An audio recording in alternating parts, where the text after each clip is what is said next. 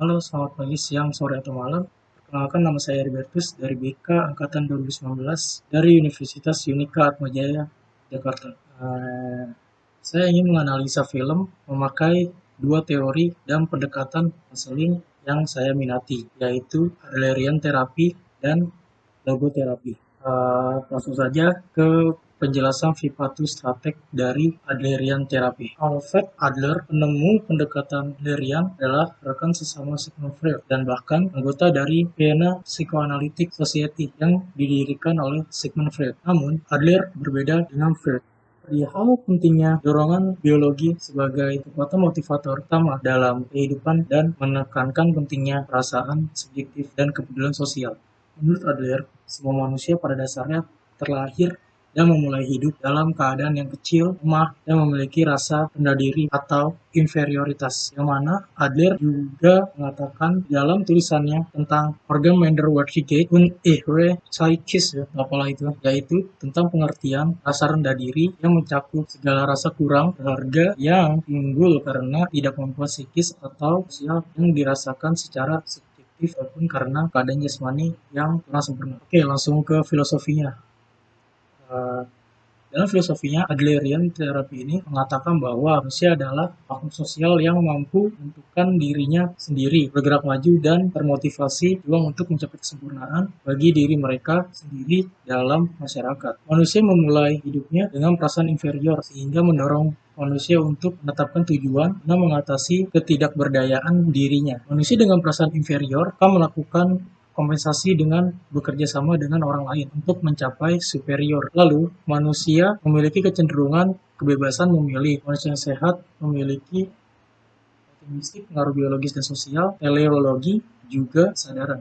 Konsep dari terapi ini yaitu yang pertama, striving for superiority atau berjuang menjadi yang unggul. Lalu yang kedua adalah social interest atau kepentingan sosial. Dan yang ketiga adalah lifestyle atau gaya hidup. Dan yang terakhir yaitu birth order atau urutan kelahiran. Lalu patologinya, Adler menganggap bahwa dalam pandangan ini, manusia yang tidak sehat adalah manusia yang tidak mampu menentukan dirinya sendiri, tidak dapat bergerak maju, dan tidak termotivasi berjuang sampai kesempurnaan bagi diri mereka sendiri dan masyarakat. Adler juga menganggap bahwa gaya hidup individu yang salah yaitu gaya hidup yang egois dan berdasarkan tujuan yang salah serta asumsi yang tidak benar berkaitan dengan perasaan inferioritas. Itu terdapat sejak lahir dari suatu gangguan mental ataupun fisik, terlalu dimenja orang atau diabaikan, dan manusia yang tidak dapat bersama dengan orang lain untuk mencapai superioritas. Lalu ada tujuan. Tujuan dari teori ini adalah membantu klien mengatasi gaya hidup yang salah, membantu orang untuk mengembangkan gaya hidup yang holistik dan sehat, mengubah individu yang tidak mampu bekerja sama dengan orang lain untuk mencapai superioritas dalam dirinya. Lalu strategi, mengubah perasaan inferior menjadi perasaan superior atau bias menjadi the best of ideal self. Untuk menuju inferior ke superior, yang diubah adalah gaya hidupnya. Lalu meningkatkan dorongan kepada klien untuk memeriksa dan mengubah gaya hidup yang salah dengan mengembangkan kepedulian sosialnya, juga melakukan pengarahan seperti meminta klien bertindak seolah klien menjadi orang yang dia inginkan. Lalu ada teknik. Yang pertama, terapis sebagai model. Terapis diharapkan mampu menyajikan konsep lain tentang tindakan atau dirinya dan menjadikan diri sebagai model yang dapat diacu oleh klien. Klien menempatkan terapis sebagai sosok ideal yang diacu untuk perubahan-perubahan tertentu yang dibutuhkan. Lalu yang kedua, memainkan peran. Klien diminta untuk memainkan peran dengan menggunakan konsep aku yang lain. Dengan demikian, klien dapat membandingkan hal yang dirasa tepat atau tidak pada konsep self sebelumnya. Lalu yang ketiga, yaitu menyusun gambaran. Proses ini dilakukan dengan menyusun gambaran tentang self-ideal yang baru dengan mempertimbangkan persoalan yang muncul akibat status dan situasi self saat ini. Lalu yang keempat, yaitu memilih self yang tepat. Memilih self yang tepat adalah pendekatan untuk memetakan self atau dirinya yang sesuai dengan karakter dan situasi klien. Simulasi ini dilakukan untuk menciptakan konsep yang utuh dan rasional untuk klien dalam proses terapi. Lalu ada teknik menekan tombol. Dalam teknik ini adalah simulasi untuk menentukan self mana yang sesuai dengan individu, self yang dinyatakan tidak sesuai dengan situasi klien akan disingkirkan sehingga klien memiliki gambaran gamblang tentang konsep yang berkesesuaian dengan kebutuhan dan situasinya. Lalu yang kedua, teori dari Viktor Frankl, yaitu logoterapi. Rolome dan Viktor Frankl, beliau adalah dua orang yang paling berpengaruh di bidang konseling eksistensial. Mereka secara ekstensif bergumul dengan masalah gangguan kecemasan, khususnya berkaitan dengan perjuangan hidup matinya melawan tuberkulosis. Sementara Frankl yang ditawan dalam kamp konsentrasi Nazi selama Perang Dunia II, hampir 3 tahun dalam kamp konsentrasi tersebut, dan setelah keluar dari kamp konsentrasi, Frankl mengalami banyak pengalaman penderitaan, tapi Frankl memaknai sebuah pengalamannya dan menciptakan teori logoterapi. Lalu langsung ke Vivatus Stratek dari logoterapi, filosofi dari logoterapi. Frankl memandang bahwa manusia itu mempunyai kekuatan yang utama dalam hidupnya, yaitu will to meaning, yaitu kehendak untuk menemukan makna. Will to meaning ini sebagai kekuatan motivasi diri, setiap manusia itu mempunyai meaning, dan setiap orang itu memiliki makna yang berbeda-beda dan susah untuk dimaknai oleh orang lain. Makna itu muncul dari seberapa kuat kita dalam menjalani hidup, setelah terdapat makna. Lalu Frankl juga memandang bahwa manusia adalah makhluk spiritual yang selalu melakukan transendensi diri atau cara berpikir manusia terhadap sesuatu yang melampaui dirinya atau mengetahui adanya kan yang lebih besar dari diri kita. Di contohnya Tuhan Yang Maha Kuasa. Logoterapi juga mengajarkan bahwa manusia bebas tapi bertanggung jawab, seperti tidak boleh mengambil hak orang lain. Lanjut ke patologi. Frankl mengungkapkan bahwa seseorang yang mengalami patologi adalah seseorang yang tidak dapat menemukan makna hidup dalam hidupnya, sehingga bisa disebut sebagai orang yang mengalami tidak bermaknaan atau syndrome of meaninglessness. Ada dua fase ketidakbermaknaan dalam hidup. Fase yang pertama ialah kevakuman eksistensi. Gejala-gejala yang timbulkan dari kevakuman eksistensi ini ialah ketika diri kalian merasakan perasaan kalian hampa, bosan, kehilangan inisiatif dalam hidup. Setelah mengalami hal ini, kalian akan lanjut ke fase yang kedua, yaitu berperilaku atau mencari sesuatu yang mengisi kekosongan tersebut. Kalian akan berpaling ke hal-hal yang negatif, yaitu neurosis neogenik. Hal pertama kali yang timbul yaitu merasa depresi, lalu lari ke arah narkoba, minum-minum, dan hal lain yang bersifat negatif. Lalu tujuan dari logoterapi adalah membantu manusia untuk mencari arti dan kehidupan mereka melalui hati nurani dengan memberikan kesadaran akan tanggung jawab diri. Hati nurani atau biasa dikenal juga dengan suara hati, suara yang memang sebenarnya berasal dari sesuatu yang baik, atau biasa juga suara dari Tuhan yang sangat membantu dalam proses kehidupan nyata. Kesadaran akan tanggung jawab diri, tanggung jawab atas hidup kita sendiri untuk menuju ke arah realisasi diri. Ketika kalian sudah mendapatkan pilihan yang kalian pilih, berarti kalian sudah bertanggung jawab diri kalian. Jadi, orang bertanggung jawab adalah orang yang dapat memilih pilihan paling baik dalam hidupnya, dirinya, ataupun memiliki keputusannya. Lanjut ke strategi. Ini strateginya, Viktor Frankl, ketika seseorang mengalami syndrome of meaninglessness sebagai seorang konselor, terus untuk membantu mereka menemukan makna dalam hidupnya, sehingga akhirnya mereka menjadi sehat kembali dan membantu juga untuk dapat will to meaning dalam hidupnya. Lalu yang terakhir ini yaitu teknik dari logoterapi. Yang pertama ada bimbingan rohani. Dalam bimbingan rohani, menurut Frankl, tidak ada urusannya dengan penyelamatan jiwa atau soul salvation yang merupakan tugas para rohaniawan, tapi berurusan dengan kesehatan roh manusia. Selama individu tersebut tetap sadar akan tanggung jawabnya dalam merealisasikan nilai-nilai. Melalui bimbingan rohani, individu didorong ke arah merealisasi nilai-nilai bersikap, sehingga dapat menemukan makna dari penderitaannya itu. Lalu yang kedua ada intensi paradoksial. Dalam paradoxical intensi,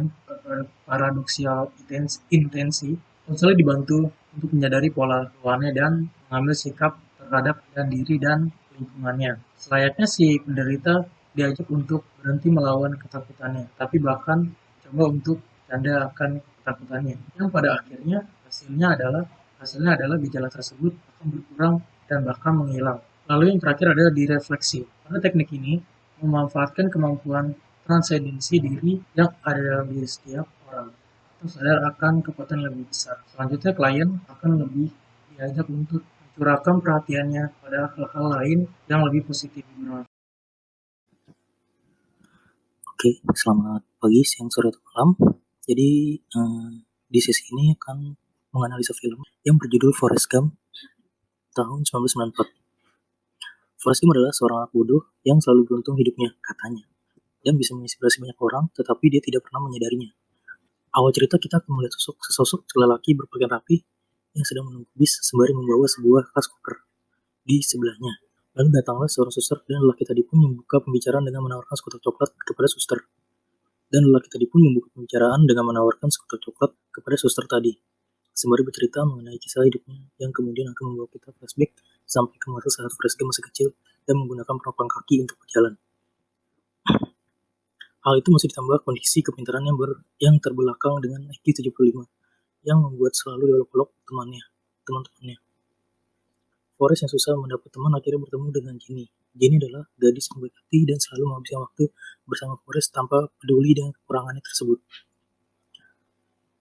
Dia mempunyai hal yang tidak dimiliki anak seusianya, yaitu kemampuan berlari yang sangat cepat. Hal itu terjadi karena ia sering diganggu oleh anak lain, dan Jenny pun selalu berteriak, "Run, Forrest, run!" Lalu Forrest akan berlari kencang-kencangnya. Sampai pada suatu hari alat penopang di kakinya sampai terlepas, dan sejak saat itu Forrest kecil sudah bisa berjalan normal, tanpa harus memakai penopang kaki lagi. Suatu hari, Forrest yang sudah masuk SMA diganggu oleh teman-temannya. Ia berlari dan masuk suatu lapangan pertandingan American Football. Pelatih klub di Alabama melihat hal itu langsung merekrut Forrest untuk masuk ke timnya. Dan akhirnya ia sukses. Meraih banyak prestasi di ajang American Football. Sampai ia lulus sarjana, sementara Jenny lebih memilih menjadi seorang aktris terkenal. Setelah lulus kuliah, Forrest memutuskan untuk bergabung dengan Angkatan Darat dan di sanalah dia bertemu dengan sosok Bubba Blue, atau yang kelak akan menjadi sahabat dekatnya, yang memiliki bibir yang lucu dan berasal dari keluarga nelayan. Bubba Blue bercita-cita membeli kapal yang akan digunakan untuk menangkap udang dan akan menjadi kapten kapalnya sendiri agar keluarganya bisa dihormati menjadi seorang juragan udang, bukan koki udang di rumah seorang juragan udang. Forrest dan Bubba dikirim ke Vietnam. Di sini ia bertemu dengan Letnan Dan, seorang letnan yang terobsesi mati di medan perang dan mendapat medali kehormatan. Suatu pagi, mereka diserang oleh Vietcong, yaitu tentara Vietnam sendiri. Dengan lari cepatnya, Forrest segera menyelamatkan beberapa temannya termasuk Bubba dan Letnan Dan.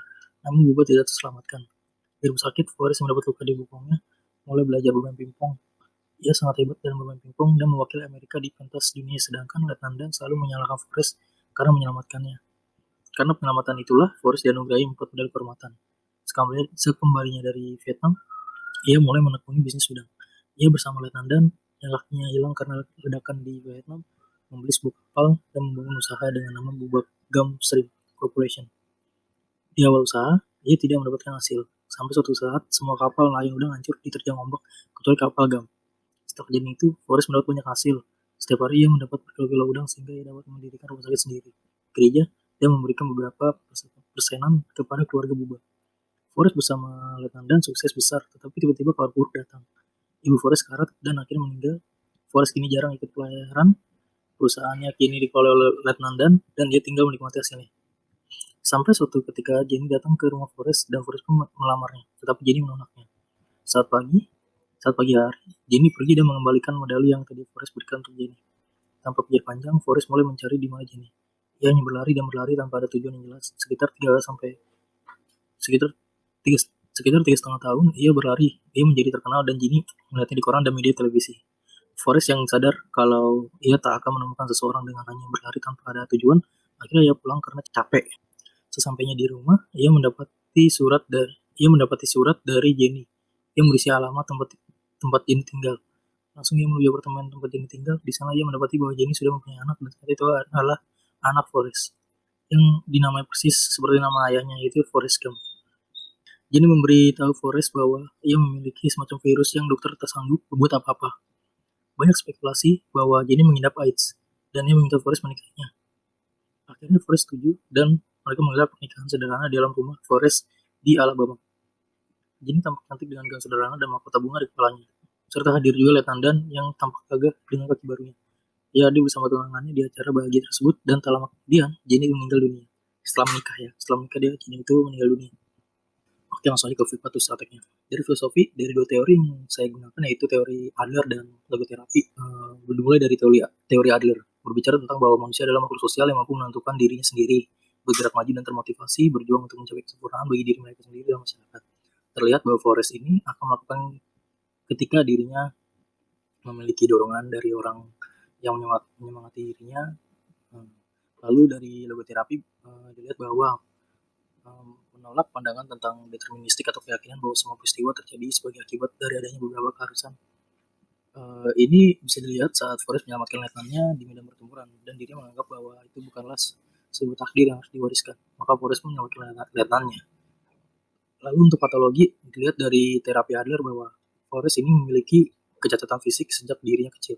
Itu membuat menghalang dirinya untuk maju saat kecil dan dirinya dibully oleh teman yang bukan teman juga sih.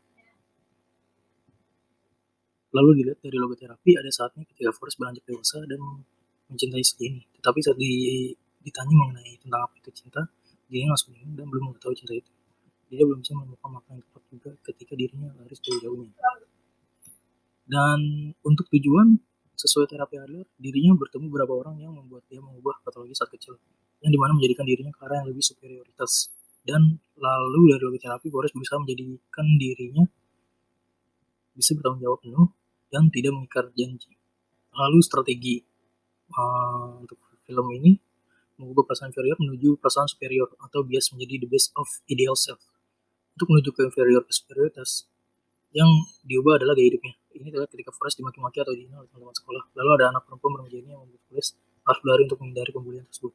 Lalu ibunya membantu Forrest untuk menemukan apa itu tentang cinta, ada tentang menghargai dan sebagainya. Sehingga Forrest mendapatkan sebuah makna baru. Dan terakhir itu untuk teknik. Forrest Gump melakukan apa yang ingin dia lakukan dan tanpa sadar dirinya menjadi dirinya yang the best version. Dan mendapatkan beberapa medali juga terkenal di penjuru Amerika. Diri juga bisa merefleksi dirinya. Dia menyadari ada kekuatan lain yang begitu besar atau mentranscendensi. Oke, sekian.